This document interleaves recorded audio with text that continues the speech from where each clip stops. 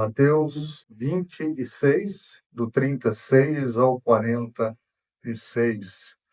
É aí que se encontra a mensagem nossa de hoje.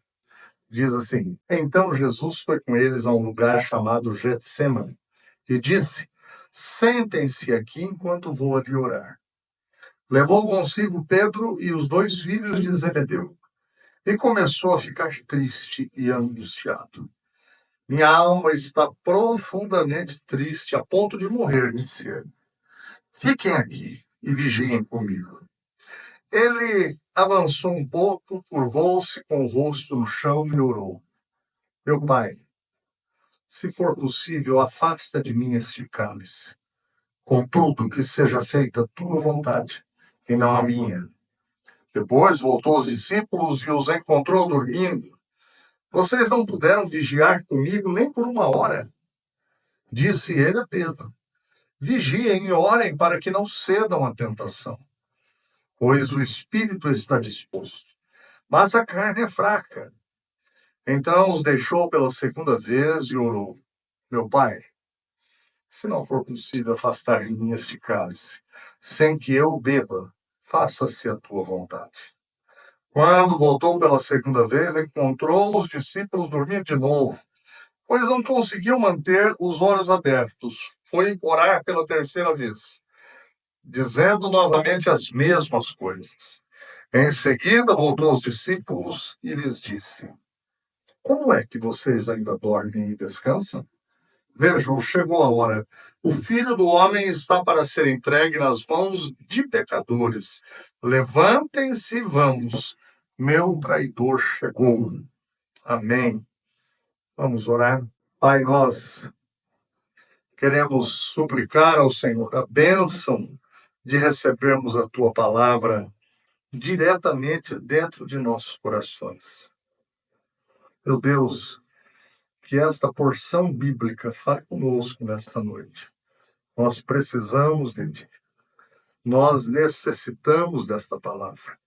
Oramos, meu Deus, em nome de Jesus, Senhor e Salvador nosso. Amém. O jardim da dor e da tentação é o tema da nossa mensagem de hoje. O jardim da dor e da tentação. Após celebrarem a Páscoa, Jesus sai com seus discípulos e ele, saindo de Jerusalém, atravessa o vale de Cedron, sobe para o Monte das Oliveiras e, ao pé do monte, ele chega ali nesse lugar chamado Jardim do Getsêmani. Ele deixa 8 discípulos da entrada do jardim e vai com Pedro, Tiago e João, 3 discípulos mais próximos dele. E eles vão, então, para um local mais afastado um pouco para que Jesus pudesse orar e os discípulos também. No versículo 31 que nós não lemos, Jesus diz assim: Esta noite, isso lá na mesa da Páscoa, a mesa da ceia, todos vocês me abandonarão. É provável que todos nós que estamos aqui já tenhamos experimentado situações de ansiedade e de angústia. Agonia tomando conta do coração. A pergunta necessária que a gente responda, que se faz necessária ser respondida, é: como que nós reagimos nesses momentos de ansiedade, angústia? Nós vamos ver aqui atitudes e ensinos de Jesus que nos ajudam. Primeiro ensino: Jesus, em um momento de angústia, não fica sozinho. No momento dificílimo, ele não fica sozinho. E ele tinha dito há poucos instantes: Esta noite todos vocês me abandonarão. Às vezes a gente tributa somente a Pedro ter negado Jesus. E ele antes disse: Vocês todos me abandonarão. E assim aconteceu. Todos os discípulos o abandonaram. Jesus sabia que estava às portas da dor e da aflição. e ele não fica sozinho. Embora ore sozinho, se afaste um pouco, ele chama 3 amigos, 3 discípulos, venham comigo. E é interessante que a gente percebe o quanto que nós precisamos de gente. Quanto que nós precisamos de pessoas. Jesus tem apoio. Jesus, ele tem socorro na terra e no céu. Aqui, nós aprendemos que não podemos tentar ter uma vida individualista. Nós precisamos da nossa família. Nós precisamos de amigos nos momentos difíceis. Não é para que eles resolvam o problema para nós, mas é para que eles estejam próximos quando nós precisamos. É claro que na família, às vezes, a gente encontra dificuldades. É claro que toda família tem os seus problemas, mas como é bom quando você sabe que pode contar com algumas pessoas. Aquela pessoa que você pode ligar para ela num horário inapropriado. E ela te ouve, ela te atende, ela te escuta num pior momento seu. Jesus, ele desejava que orassem e vigiassem com ele. Ele sabia de tudo o que iria acontecer nos próximos momentos, nas próximas horas. Ele estava entrando no período difícil da vida.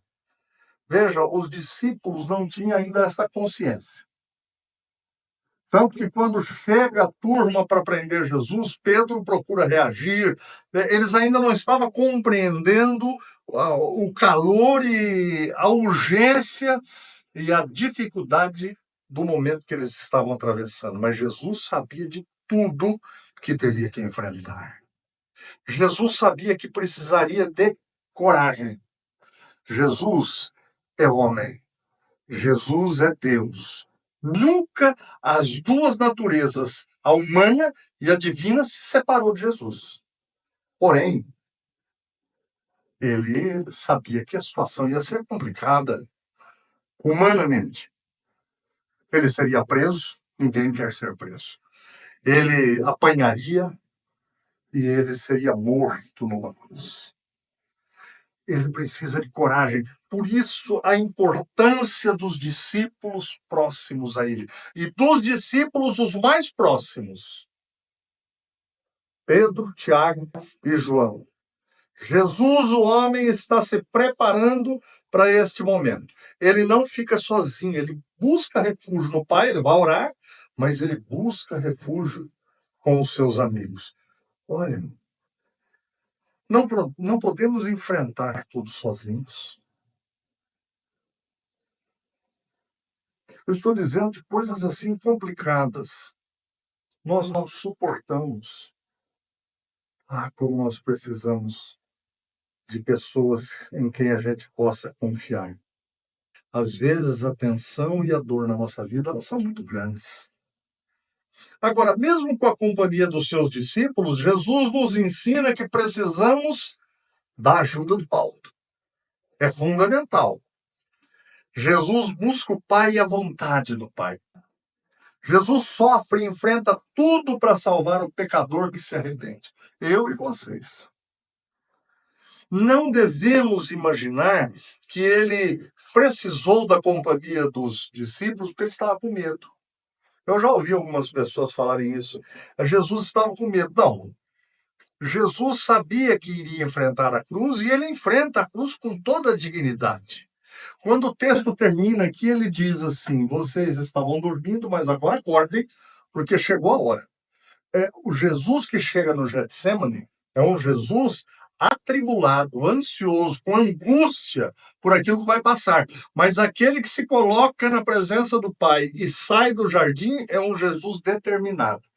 Vamos, o meu traidor chegou. Nós não precisamos olhar para Jesus com dó. Ele estava com medo, coitadinho. É claro que quando a gente assiste um filme da Paixão de Cristo, principalmente aquele último que o Mel Gibson fez, ele é de mexer muito com a emoção da gente, né? É algo assim que fere muito. Porém, Jesus, estava tranquilo naquele. Muitas pessoas piedosas, crentes, pessoas boas, têm sido presas, têm sido açoitadas e têm sido mortas.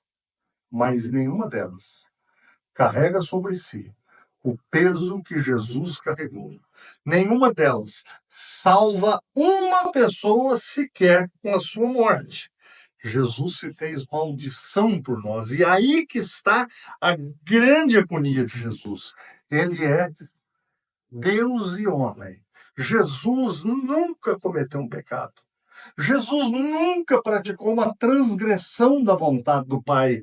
E ele, por ser puro, ele cumpriu toda a lei. Por isso que ele serve para ser o sacrifício. Por isso que ele é o Cordeiro de Deus. Por isso que ele tem a justiça própria para cobrir todos os pecados daqueles que creem. O Pai jamais deixou seus filhos, nós os que cremos. Mas naquele instante que Jesus leva sobre si os teus pecados e os meus pecados, o Pai o deixou. Por aquele instante, o Pai abandonou Jesus. Porque sobre ele estava o meu pecado e o seu. Ele se fez maldito por causa de nós. Ele sujeitou-se à cruz. Homem perfeito. Nós, por sermos pecadores, às vezes não compreendemos a imensidão do pecado, do peso do pecado, sobre aquele que é santo, sobre aquele que é Deus, sobre aquele que é justo, sobre aquele que é completamente transbordante de poder, de todo o poder. Jesus, ele tem repulsa pelo pecado, mas levou sobre si todos. Como homem, Jesus está, como eu já disse, ansioso.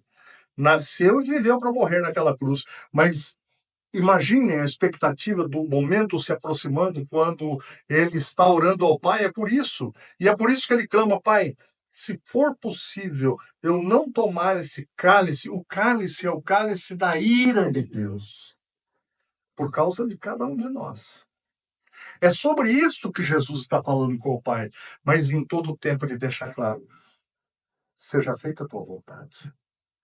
Se eu tiver que tomar, então eu tomarei, eu beberei. Minha alma está profundamente triste a ponto de morrer. Nós ficamos ansiosos quando a gente faz um exame para pegar um resultado, não ficamos? A gente vai fazer uma prova difícil, a gente fica ansioso. Não é assim? A gente compra coisa no Mercado Livre e fica ansioso para chegar. Não fica? Imagina Jesus às portas da cruz. Como filho de Deus, ele sabe que enfrentará o peso dos pecados de cada um de nós. Embora o sacrifício de Jesus na cruz é a maior expressão que já ouvimos falar, essa é a angústia que faz com que ele sinta-se ansioso, temeroso. Agora, aquele que nunca pecou se tornou pecado. Naquele momento em que ele grita ao Pai, ele exclama, Pai, Pai, por que o Senhor me abandonou? Que agonia. Eu amo os nossos filhos, a minha esposa também. Eu não consigo imaginar um dos nossos filhos em um leito de hospital, sem que eu possa estar perto. Se você tem filhos, você também não consegue imaginar. E naquele momento ele fala, Pai, o Senhor me deixou. Agora ele foi humilde, obediente, se ofereceu como um cordeiro sem defeito no lugar dos que creem. E embora o momento seja de dor, também é de ensino. O último ponto que eu quero que a gente fixe no coração é Jesus exorta sobre o perigo da tentação aos seus discípulos. Vigiem e orem para que não cedam à tentação, pois o espírito está disposto, mas a carne é fraca. O mistério da sua humanidade e divindade é representado claramente nessa cena. Pedro e seus companheiros prometeram ser fiéis até a morte. Um pouco antes, quando Jesus fala, todos vocês vão me abandonar, Pedro levantou e falou, não, eles podem até abandonar, eu não. Eles todos caíram no sono. E Jesus fala, você não consegue ficar acordado? Uma hora. O momento era um momento de tragédia. Eles precisavam orar por eles mesmos. E Jesus exclama, o perigo está próximo. Os discípulos falharam, mas o Senhor não falhou. Agora, o ensino que ele nos deixa é o mesmo que o apóstolo Paulo depois vai escrever, inspirado pelo Espírito. Não entendo a mim mesmo, pois o que eu quero fazer o que é certo, quando eu quero fazer o que é certo, não faço. Em vez disso, faço aquilo que odeio. Jesus está deixando para nós aqui um ensino tão precioso, gente. Cuidado com a sedução da tentação em seus corações. O espírito, o desejo de fazer a vontade de Deus, o desejo de ser um bom marido, o desejo de ser um bom filho, o desejo de ser um bom funcionário, o desejo de crescer na vida, o desejo de fazer as coisas corretamente. Está conosco, mas existe algo dentro de nós lutando conosco, que é a nossa natureza humana. Por isso que Jesus fala, o espírito está pronto, mas a carne de vocês, ela é frágil, a natureza suas é inclinada por ele. É por isso que muitos casais não vivem bem. É por isso que muitos irmãos não conseguem se entender. É por isso que os relacionamentos, sem nenhuma sombra de dúvida, é o pior mal da humanidade. Relacionamento. Como é difícil nos relacionarmos. E cada dia que passa, as pessoas têm se tornado mais individualistas do que nunca. E Jesus tinha avisado: o amor se esfriará de quase todos. Possuímos uma guerra dentro de nós. O espírito está pronto, mas a carne é fraca. Isso desencadeia uma guerra dentro da gente que às vezes a gente não compreende. E a gente cria umas situações na mente pensando que a culpa é de outros. Às vezes nós estamos teimando em uma situação familiar ou de relacionamento no trabalho e tudo, e o problema não está no outro, o problema está na gente. É essa guerra dentro da gente que faz com que a gente interprete as coisas de um modo errado, egoísta. Olha, se você não sabe, eu vou te falar bem claramente nessa noite. Você e eu, nós somos muito egoístas. Cuidado. É sobre isso que Jesus está falando. E novamente Paulo vai dizer, se eu faço o que não quero, na verdade não sou eu quem faz, mas o pecado que habita em mim. O pecado habita em você. Não, pastor, comigo não. Olha, eu vivo bem, eu sou uma pessoa muito responsável, eu sou uma pessoa que faço tudo que deve ser feito, eu cuido bem da minha família. Pois é, o pecado é tão ordinário dentro da gente que você está se enganando e sendo enganado por ele. Porque você tem essa guerra dentro de você. Pois é, e o que fazer então? Tá bom, se nós temos essa guerra dentro de nós, então não tem o que ser feito, não tem. Jesus ensina pelos discípulos, oração. Busque o auxílio do alto. Senhor, eu tenho tido dificuldade no meu casamento. Eu tenho tido dificuldade para me relacionar com a minha esposa ou com meu marido. E eu sei que isso é um problema que está dentro de mim. Eu preciso que o Senhor me ajude. Eu preciso que o Senhor abra os meus olhos. Eu preciso que o Senhor me fortaleça. Me dê sabedoria, meu Deus. Tem casal que não consegue ter sabedoria para abrir mão, às vezes, de um direito. Porque casamento é assim, gente. Casamento, às vezes, você tem toda a razão. Mas a sabedoria você abre a mão da razão. Às vezes, outros relacionamentos, a mesma coisa. Nós precisamos aprender o caminho da oração para sermos fortalecidos com sabedoria, para vivermos melhor. Jesus ele fala assim, olha, vigiai e orai. E o que é vigiar? Ora, vigiar é você tomar conta. Se alguém deixar um carro ali fora e falar para outra pessoa, olha, fulano, vigia, olha esse carro para mim. É vigiar mesmo. É ficar de olho nele, é tomar cuidado para ver se alguém se aproxima, para ver se algum perigo ronda aquilo. Ou qualquer outro objeto, poderíamos dizer. Vigiar. Você tem vigiado na tua vida? Você tem vigiado sobre quem você é, como você tem procedido? Essa semana que vai iniciar, hoje está iniciando, como é que você vai se comportar? Aquela decisão que você tem que tomar, aquele posicionamento sério que você tem que tomar, vigia sobre isso. Faça perguntas a você mesmo se você está sendo coerente, você está sendo razoável, você está sendo certo biblicamente. Vigiar é ficar de olho, é não cochilar. E por fim, a oração, clamar por socorro, pedir ao Pai em nome do Filho. Santidade. Senhor, me dê santidade na vida. Simplicidade, me ajude a ser simples em tudo que eu faço. Humildade, generosidade, amor ao próximo. Somos tentados e caímos nestas áreas das nossas vidas, porque nós fomos avisados, vigiai e orai, porque o Espírito está pronto. Ou seja, você sabe o que deve ser feito, mas a sua carne é frágil, é fraca. Jesus venceu por nós, irmãos. Ele sofreu no jardim para que pudéssemos ter vitória na tentação.